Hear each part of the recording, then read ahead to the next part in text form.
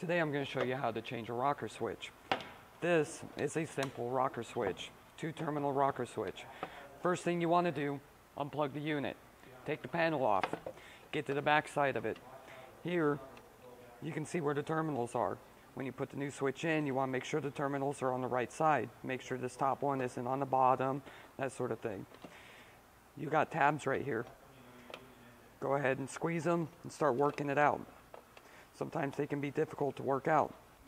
Just keep working it out until it comes out, just like that. Then you can take your wires off. Take them off, put them back on the same way they came off. Put the switch back in with the terminal up there on top.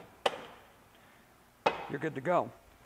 Now if you come across where you're putting your wires on and they're wanting to fall off, they're not as tight as this, they're very loose. What you can do, take a pair of pliers, put it here at the end, and just lightly squeeze on this, bringing these terminals closer in, and that should make it tighter. If it's not tight, it'll burn up your new switch. So now it's tight.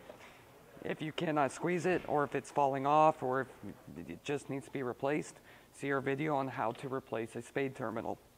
And that's how you replace the switch.